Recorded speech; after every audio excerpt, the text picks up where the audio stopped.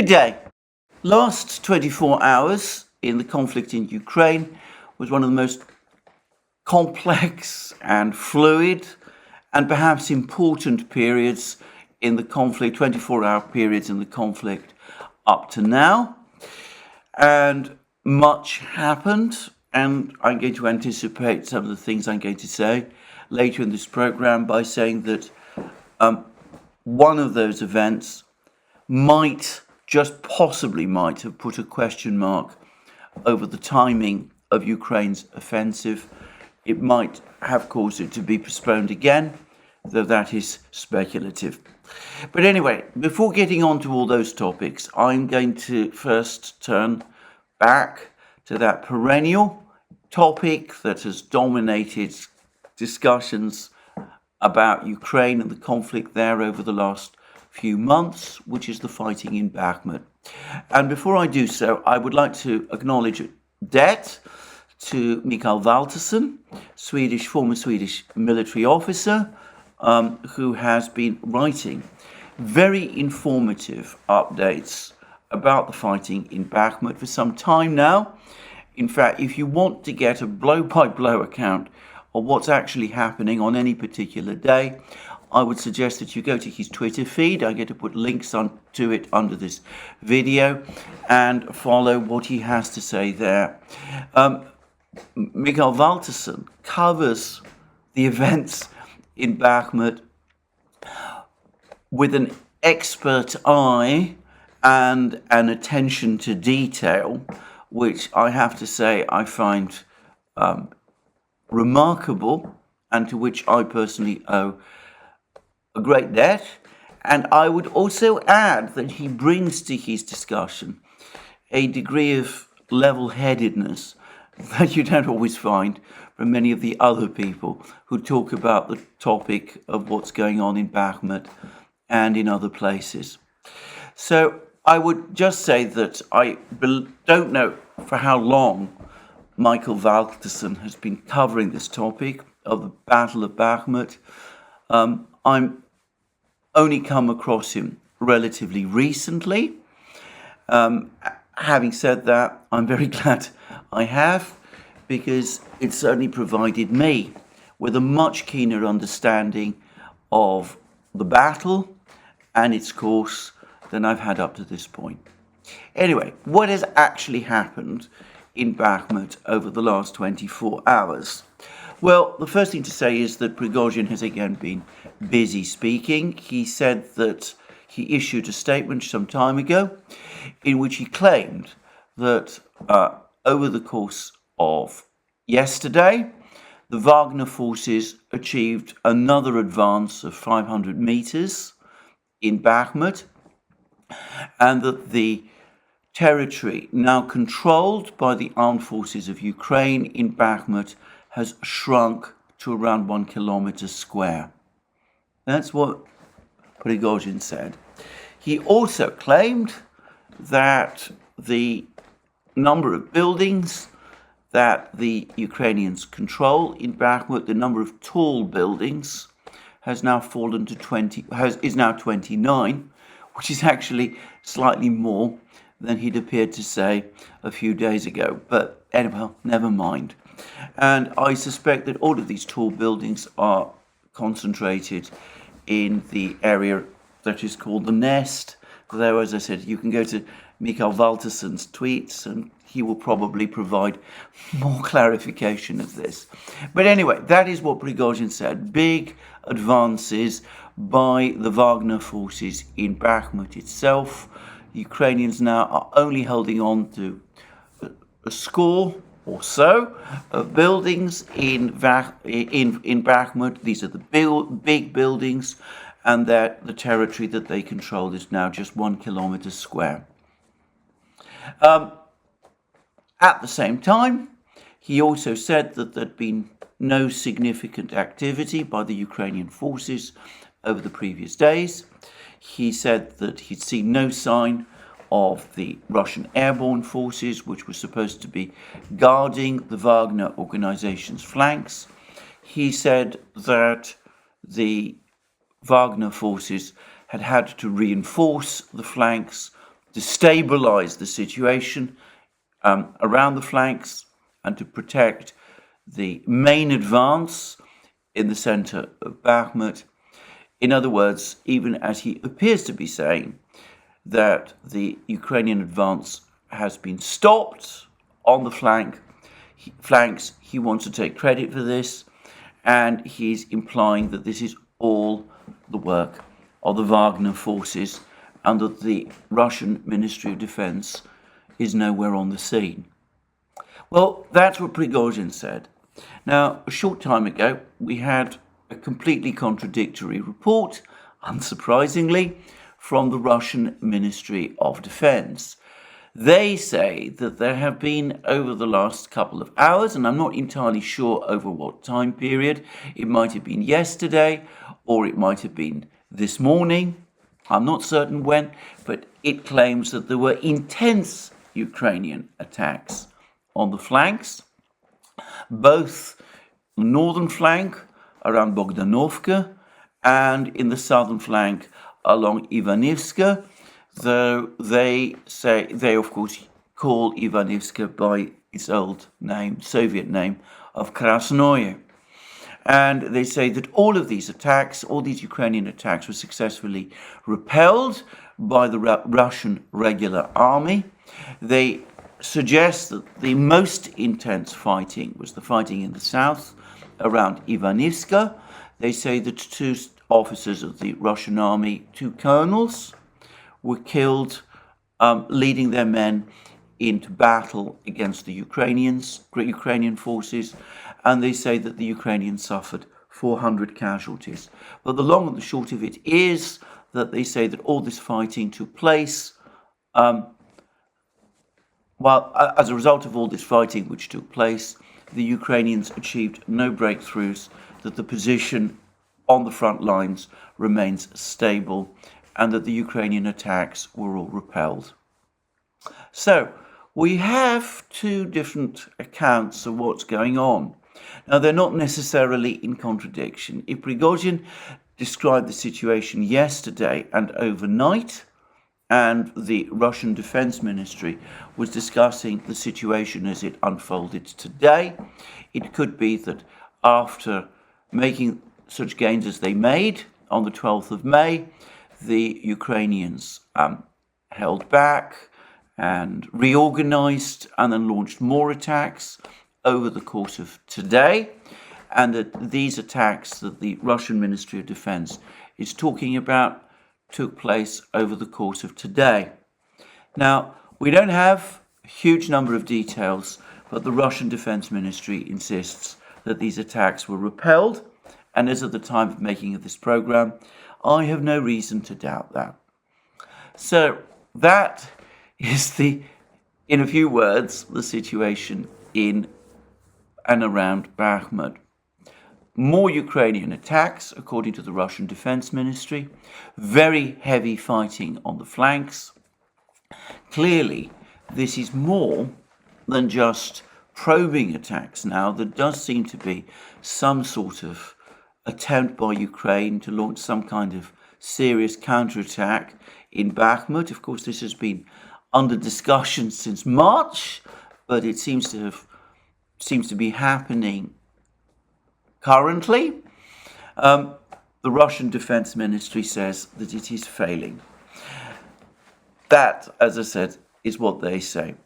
In the meantime, Prigozhin continues to insist that his forces are advancing in Bakhmut and that the Ukrainian positions there are rapidly crumbling.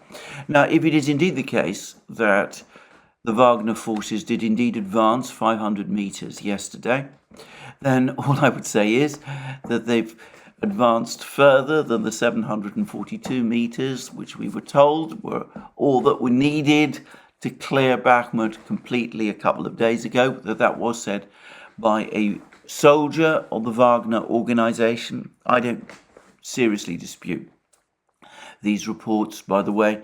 As I said, where does the starting point and the end point of any line actually, where are they fixed? So, I mean, Besides, it does seem, if we believe Prigozhin, that the Wagner advance is accelerating. He spoke about a 400-meter advance the previous day.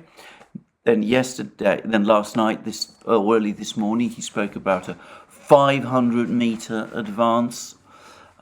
So it looks, on the face of it, as if the advance by the Wagner forces is accelerating.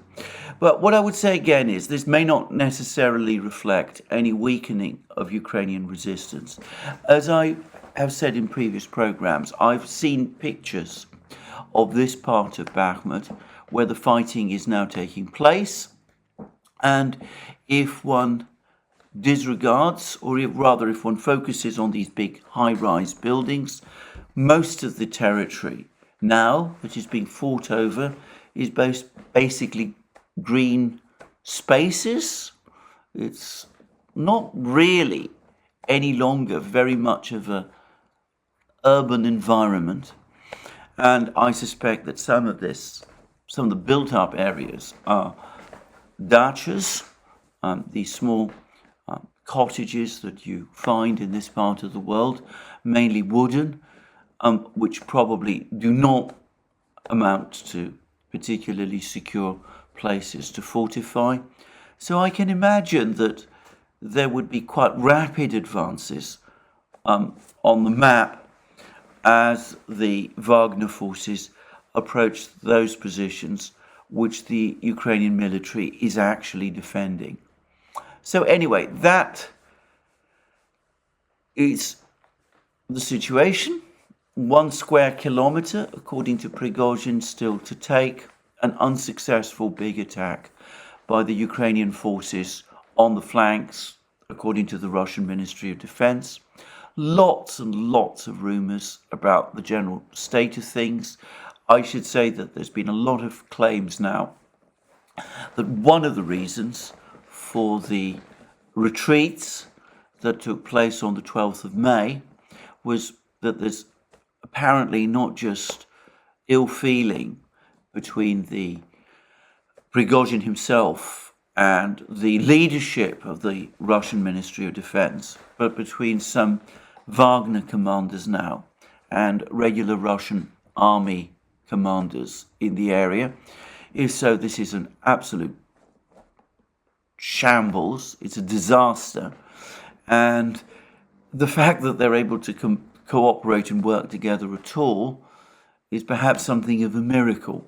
If the ill feeling has become as bad and as bitter as Prigozhin's statements would suggest. So anyway, that's the situation. Before I finish discussing the topic of Bakhmut, I want to say briefly that there is a very interesting account of the fighting from John Helmer, Dancing with Bears also.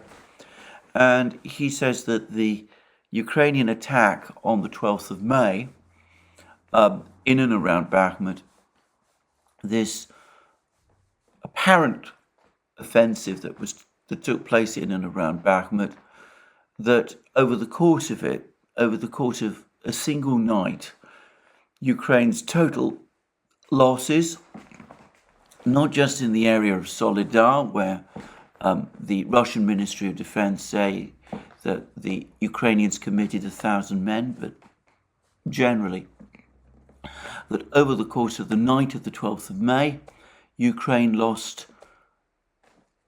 dead and wounded something like 1,200 men. And Helmer says that this would be the heaviest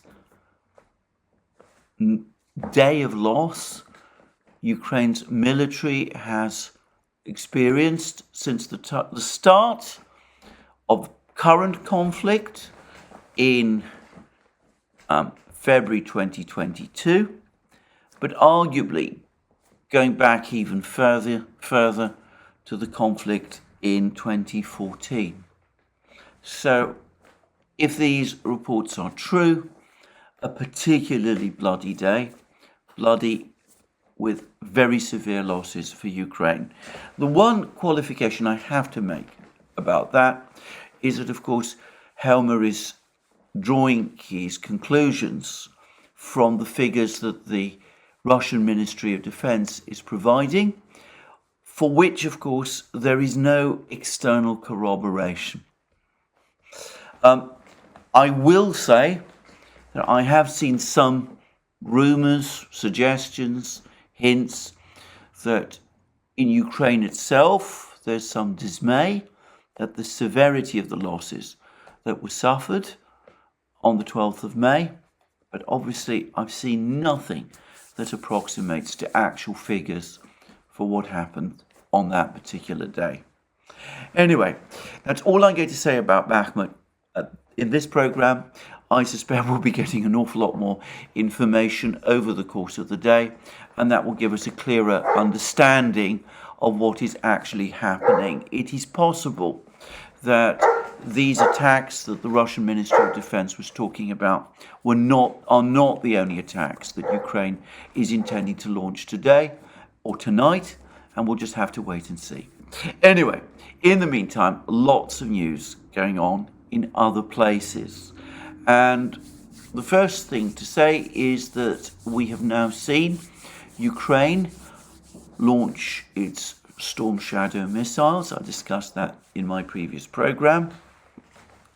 And the fact that they were able to launch these Storm Shadow missiles confirms that which those of us who have been following this war have suspected for a very, very long time, which is that in many cases, Ukraine has already received weapon systems long before the formal announcement by the Western powers of the delivery of these weapon systems takes place.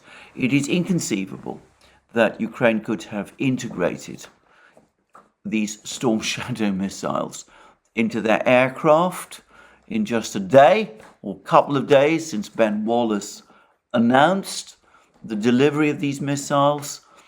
It seems certain that these missiles were being delivered to Ukraine, have been delivered to Ukraine, and Ukrainian aircraft have been adapted to launch these missiles since probably some point last year. Now, this has been a consistent issue. I came to the view sometime in the spring or summer of last year, given the number of Javelin and Stinger missiles that we were seeing proliferating on the Ukrainian battlefields, that the United States had undoubtedly begun deliveries of Javelin and Stinger missiles to the Ukrainian military long before the start of hostilities in February 2022. I'm not sure when, and I'm not sure which context, but I have no doubt that that is the case. I believe the same to be true, by the way, of the M777 howitzers. The United States accelerated supply of M777 howitzers after the start of the fighting in February 2022, but I believe that that process of supplying these howitzers to Ukraine began before the fighting actually started. And I would also say, and I think this is a view shared now by quite a few people, that many more M777 howitzers especially have been supplied to Ukraine than the Pentagon has admitted, though it has to be said that these M777 howitzers have not amounted to the game-changing weapon system that many people anticipated that they would be. Anyway, that's the first thing I wanted to say about these Storm Shadows. Their delivery was planned, agreed, and took place months ago. And the launch aircraft, which are Soviet-era Sukhoi 24s, were adapted to launch these missiles probably months ago. So that's the first thing to say. The second is that the Russians claim that at least 2 aircraft involved in one of these strikes, and so far there's been 2 strikes, both on Lugansk city. The 2 of these aircraft, Ukrainian aircraft, that were involved in these strikes with these missiles have been shot down. And the Russian Defense Ministry's account of this is quite interesting. It says on 12th May at around 6:30 p.m. Moscow time, Ukrainian Air Force combat aircraft launched a missile attack on Polypak Polymer Products Company and Milam meat processing plant in Lugansk.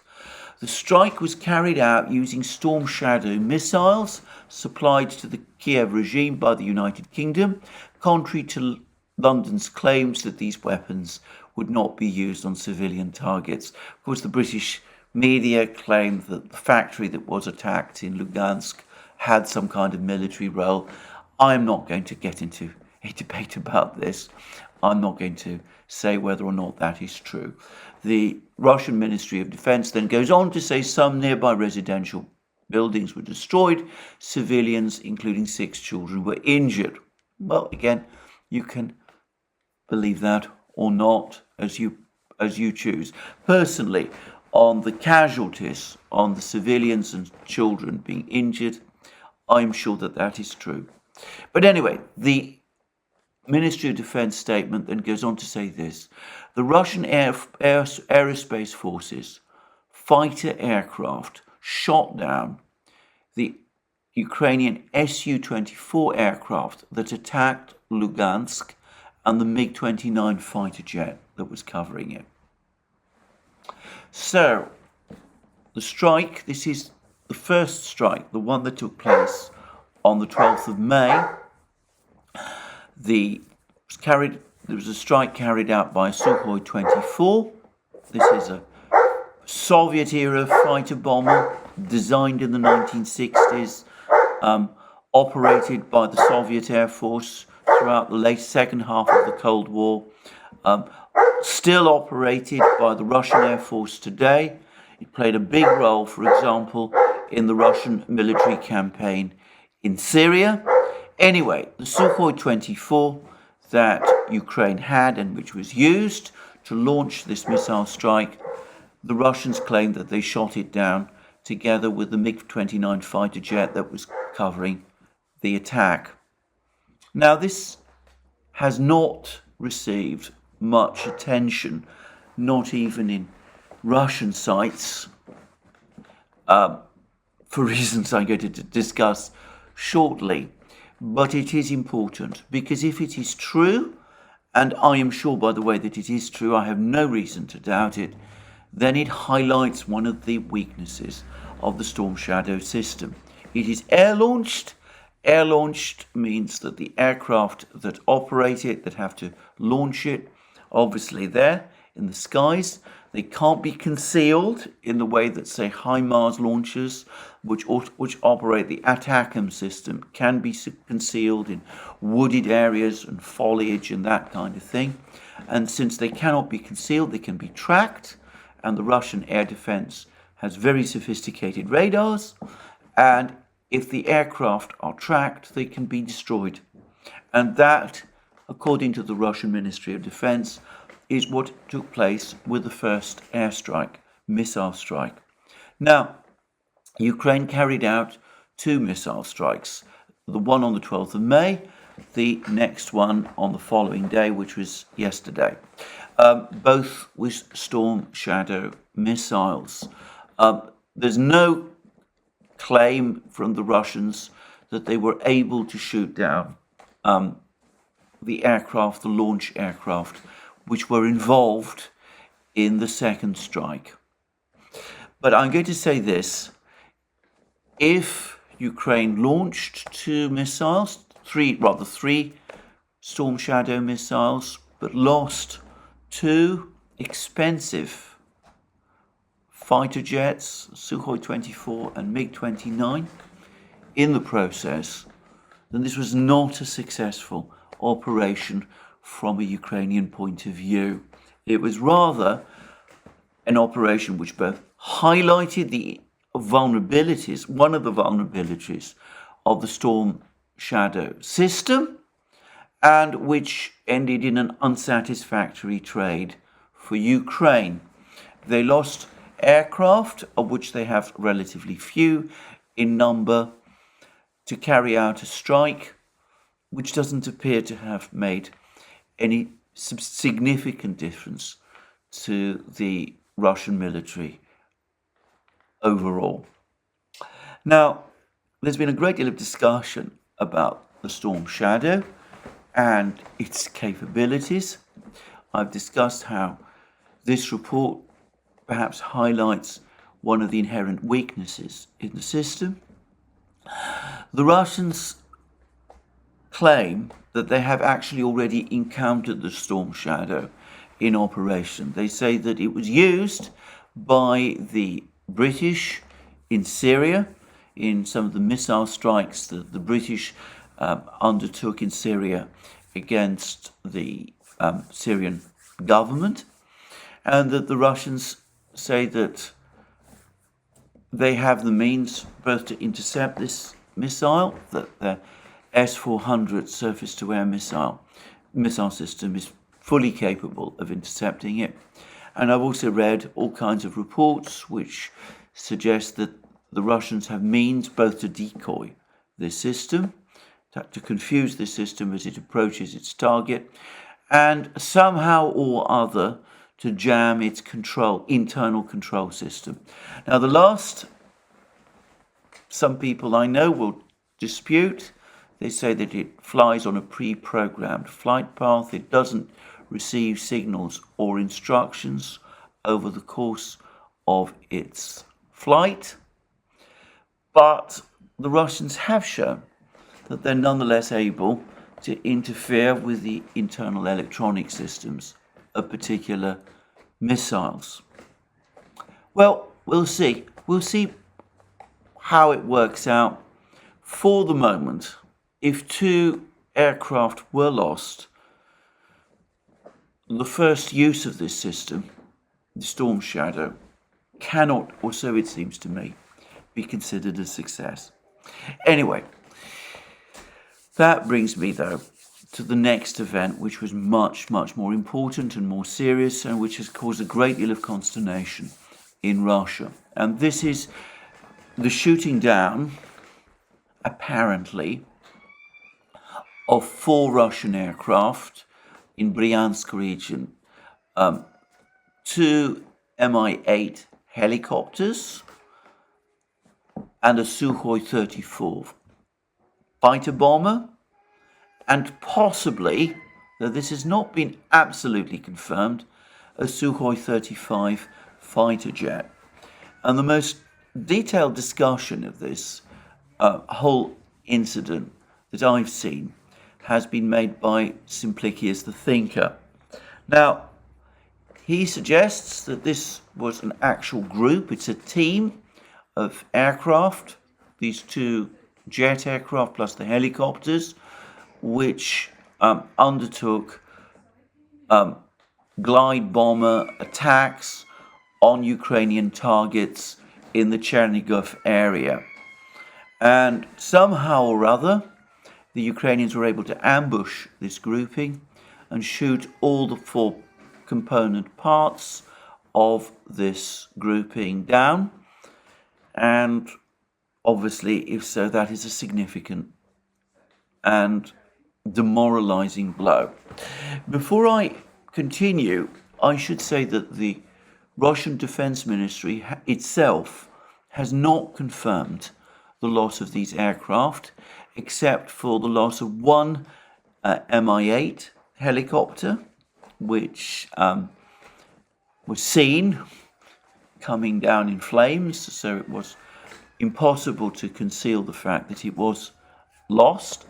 And it's not provided any kind of explanation for this event, so leaving it open, I suppose, to speculate about all kinds of possibilities. Nonetheless, I'm going to go with the assumption that this incident really did happen, that these 4 aircraft were indeed destroyed, and that they were destroyed as a result of Ukrainian action. Now, what has dismayed Russian commentators about this incident are two things. Firstly, these aircraft were shot down well inside Russian territory. And secondly, the Russians, or at least the commentariat, the Russian commentariat, the blogging community, the Telegram channels, the military commentators, the military correspondents, they don't know how it was done. There's an enormous amount of discussion and speculation about whether it might have been done by surface-to-air missiles that Ukraine was able to push right up to the border. Suggestions this might have been a Buk missile system, that there's doubts about whether this system has the range to hit targets so deep into Russia, even from close to the border. There's still some people, I think, who speculate that it might have been a sabotage group that shot down these aircraft with manpads, handheld surface-to-air missiles like the Stingers. There's further speculation that the attack was carried out by Ukrainian fighter jets operating from Ukrainian territory, operating US AMRAAM missiles. Perhaps the most plausible of the various theories. There were reports, I seem to remember back at the time of the new year, that the US was looking for ways to bring together the AMRAAM with the MiG-29 fighters that Ukraine is operating. There are problems with this. There are problems of compatibility between the radar system that the MiG-29 flies with and the AMRAAM system, and it seems that the MiG-29's radar might not have the necessary reach to have tracked and found these Russian targets. But of course, the other possibility is that it was a combination of different means, that there was an ambush involving ground radars, perhaps surface radars, drones, forward observers, fighter jets, all working together as a team to ambush this Russian grouping and shoot it down. And of course, from a Russian point of view, this is deeply dismaying. The glide bombs have played a very, very central role in Russian military operations over the last few weeks. If there's anything that happens which puts that in jeopardy, that is a matter of serious concern.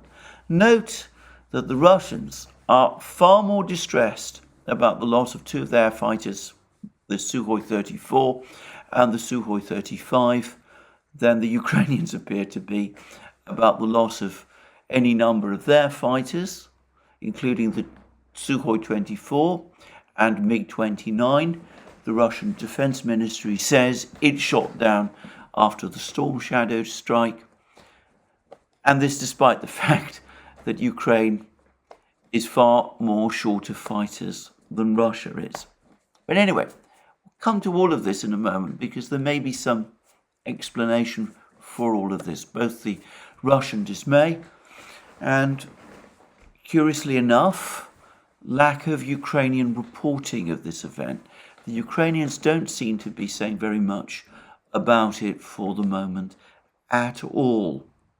So, I'm not going to try and second guess any of the theories. As I said, I think it's quite likely that it was a combination of different things. I do think that this was probably a rather complex ambush, perhaps not easy to pull off again, though I'm not, as I said, certain about this, since I don't know exactly how it was done. But if it was a very complex ambush, I do wonder whether just possibly it might have been connected with Zelensky's visit, President Zelensky's visit to Rome, where he met the G7 leaders, and his forthcoming visit to Berlin. Zelensky and the Ukrainian government have been lobbying relentlessly for the supply of F-16 fighter jets. I think that this might just have been an attempt by the Ukrainians to show to the Western powers what they could do, what they might be able to do, or what they claim they might be able to do if they were supplied with F-16 fighter jets. They say, look, we were able to carry out this very complex operation with the results that you see. If you give us F-16s, we can do this much more easily and far more often. And Zelensky came away from the meeting in Rome saying that he was expecting good news about the protection of Ukrainian airspace. And it might be that this was what this was all intended to convey. Now, I have to say, I think there's a strong probability that at some point the Western powers will supply Ukraine with fighter jets. At the moment, none of them seems at all keen to do so. The air forces are not keen to do it. And I would say that if Ukrainian Air Force does start to receive F-16s, then those F-16s will obviously become a target for the Russian Air Force. The AMRAAM system, which might have been used by the MiG-29s, if it was them, or perhaps one of the small number of Sukhoi 27s that apparently Ukraine still has, the AMRAAM systems that the Ukrainians perhaps have been supplied with has a range of something like 70 kilometers. Russian missiles have much longer range. I know of 2 cases when Russian surface-to-air missiles shot down Ukrainian aircraft at distances of 300 kilometers, and Russian R-37 airborne missiles launched by MiG-31 fighter jets and perhaps Sukhoi 57 stealth fighters apparently have similar sorts of ranges. So I doubt that the F-16 would be a game changer, but that might have been what the Ukrainians were the impression the Ukrainians were trying to convey by carrying out this particular attack.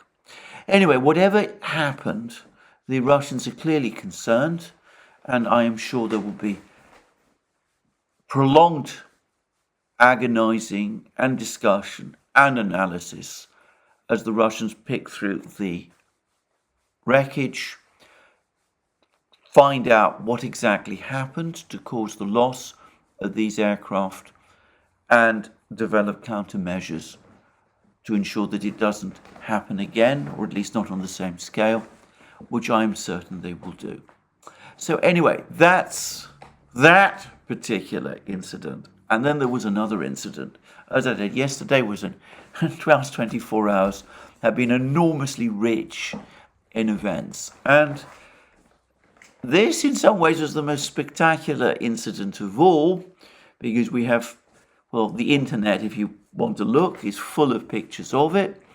A Russian missile strike on some sort of Ukrainian facility in the town of Khmelnytsky. And whatever it was that was contained in this facility, the missile strike caused a simply gigantic explosion. There's a mushroom cloud, there's massive amount of flash. To those of us who are brought up with memories of this thing, it all looks like a small nuclear device, though thankfully it wasn't. But this was a huge explosion. I'm not going to try and guess its scale, but it certainly was an explosion on a scale that puts some of these little strikes, these Ukrainian strikes, on the odd Russian oil tank in the Taman Peninsula or elsewhere in some degree of proportion. This was a huge explosion. And the rumors are that what the Russians destroyed was a major ammunition dump, and that there were hundreds of tons of ammunition in this facility. And this comes a few weeks, about 2 weeks, after a similar Russian strike on a facility in Pavlograd, which resulted in another explosion, which was at least as big and which might have been bigger still. And if these really were ammunition dumps, then arguably this does have a bearing on Ukraine's ability to conduct its offensive. Now, a couple of days ago, President Zelensky said that the offensive had to be postponed because the Ukrainians, if they launched this offensive now, yes, of course, they would be successful, but they would suffer very, very heavy losses.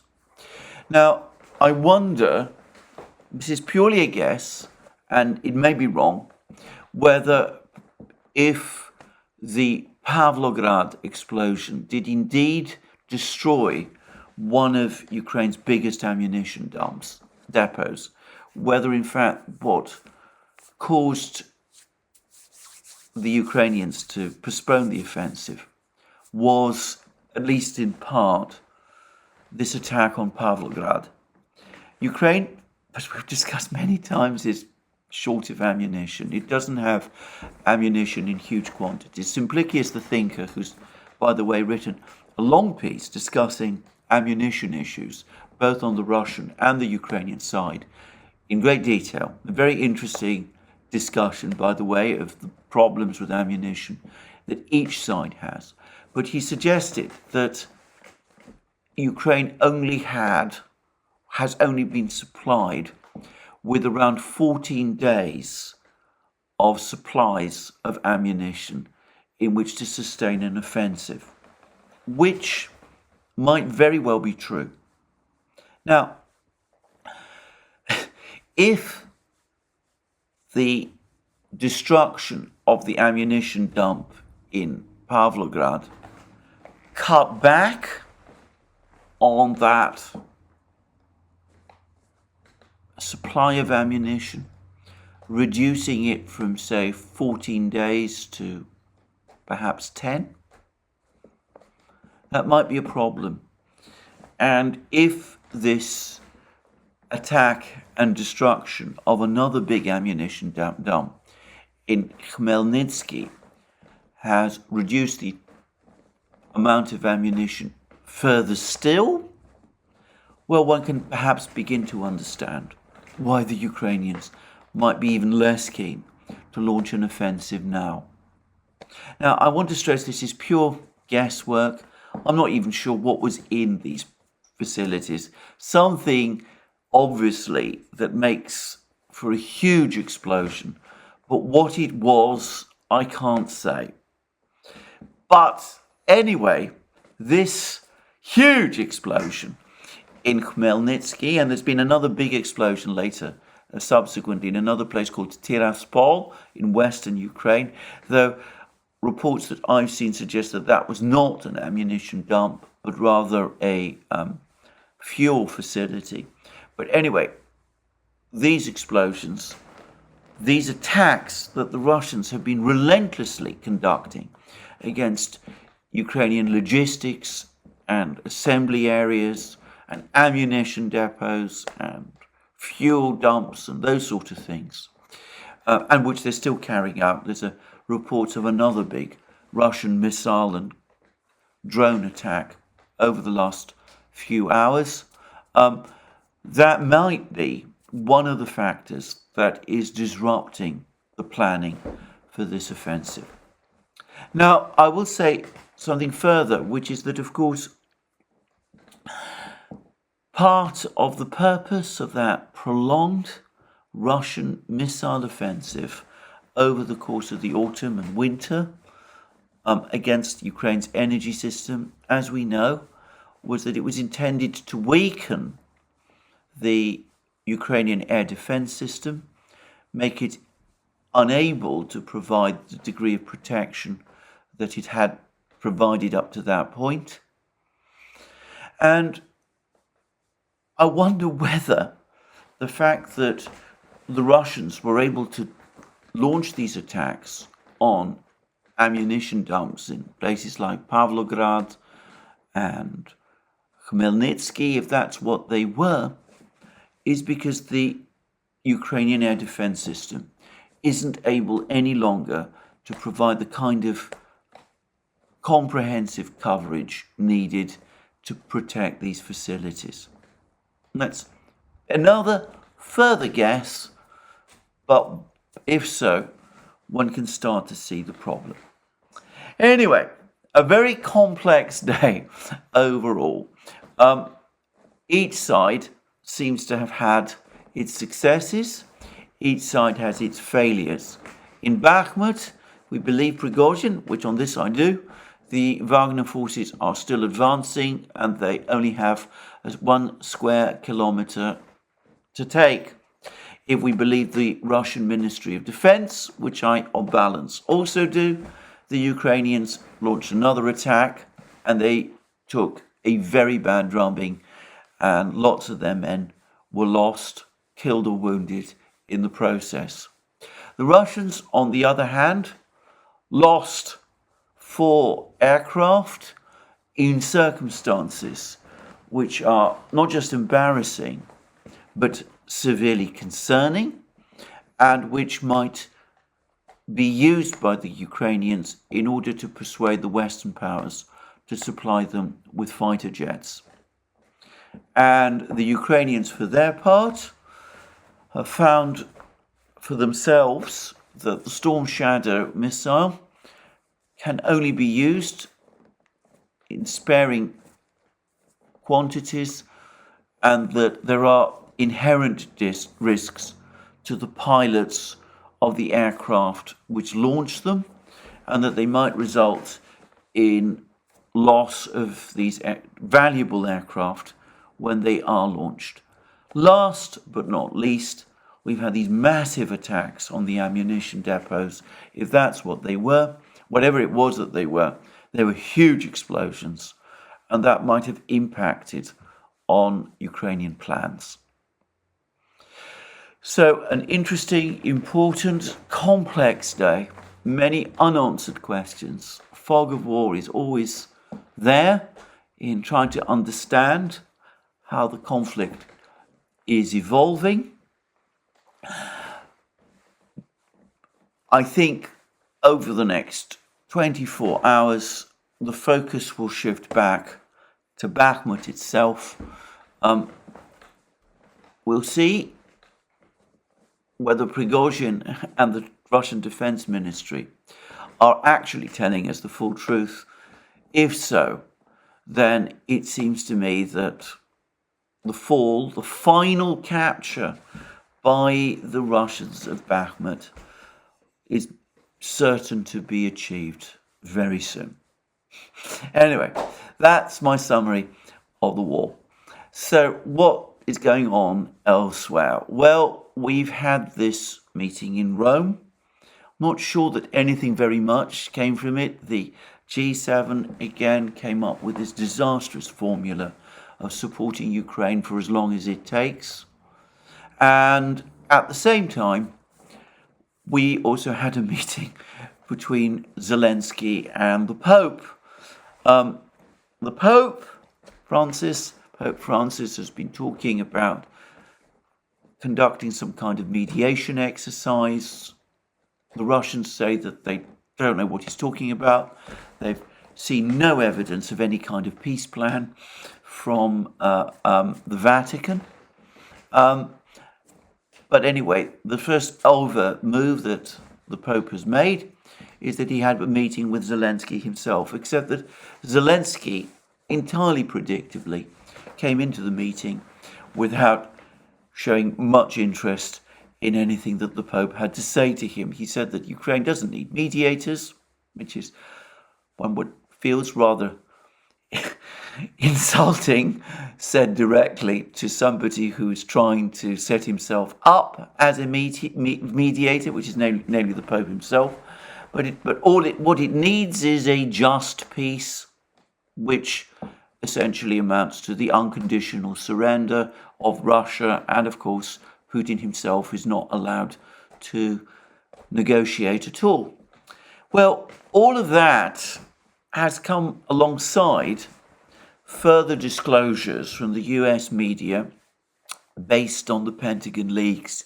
And I have to say that I'm coming increasingly round to the view of people like Larry Johnson and Ray McGovern that these leaks were not the actions solely of a young 21-year-old guardsman, but that they were perhaps filtered through him in ways that he perhaps doesn't himself fully understand by some people in the United States who were in the US government who are perhaps less keen on the open-ended nature of this war.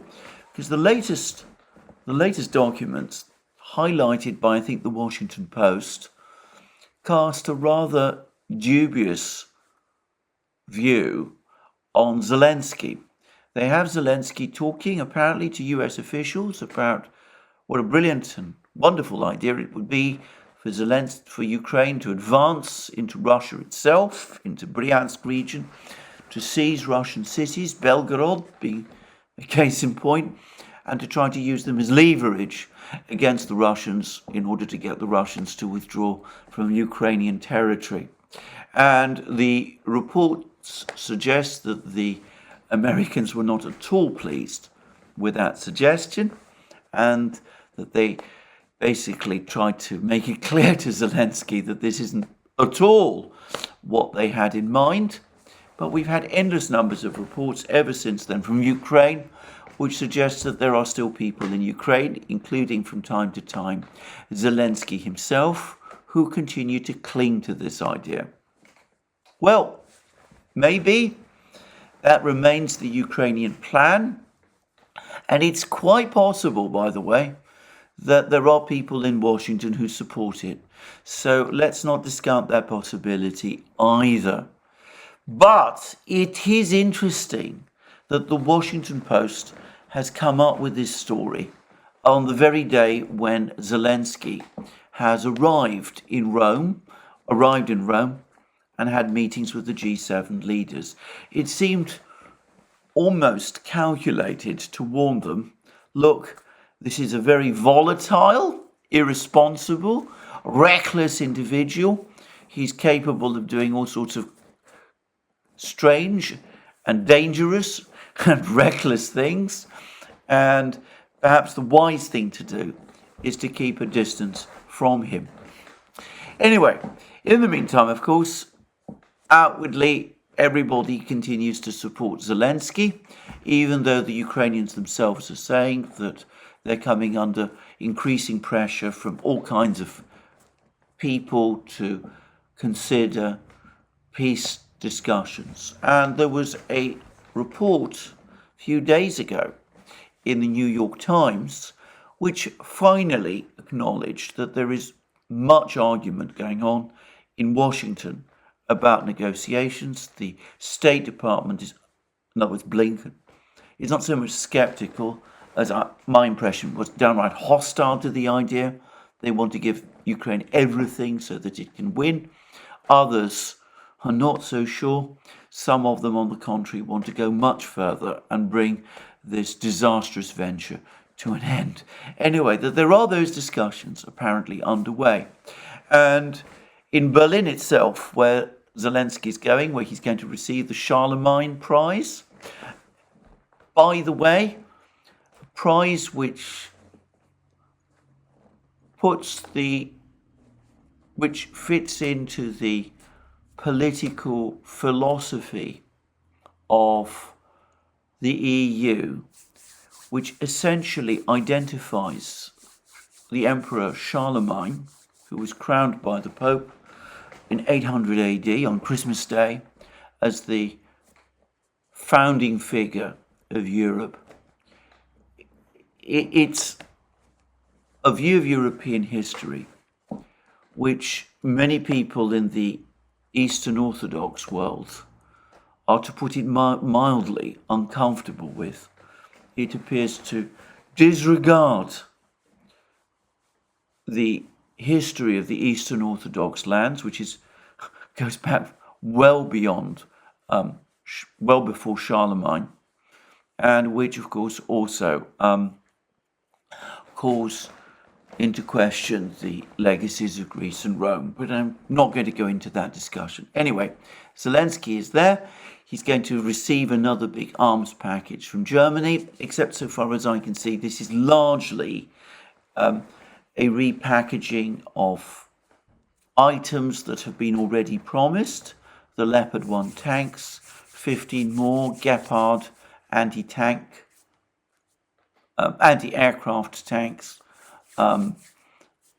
Iris-T surface-to-air missiles. This is a new system. I suspect that is still in production, and the supply of that will be over a prolonged period. But anyway, so he's coming to Berlin. He's going to thank the Germans for their support, even at the time when the mood in Germany is apparently getting increasingly skeptical about this affair, and when Germany itself is reported to be falling into recession.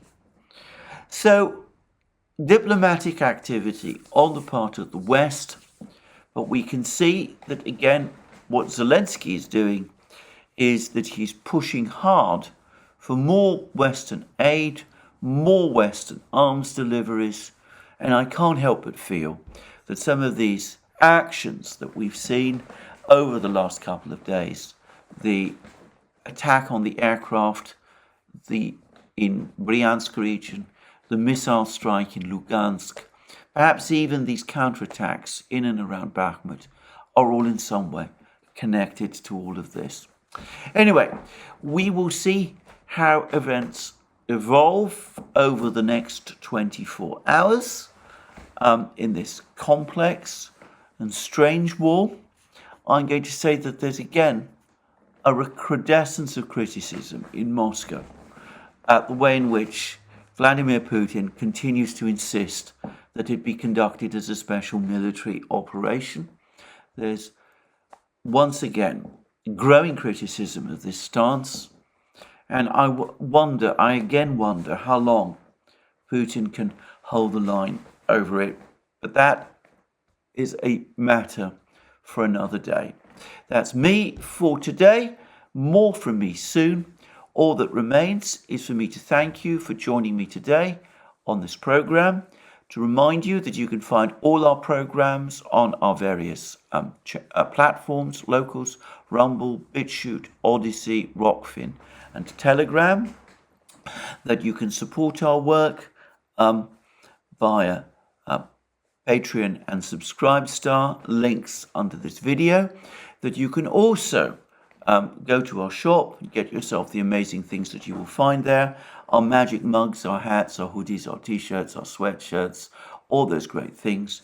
And last but not least, if you like this video, please remember to press the like button and to check your subscription to this channel. That's me for today. Probably much more coming over the next 24 hours. Thank you again. More from me soon.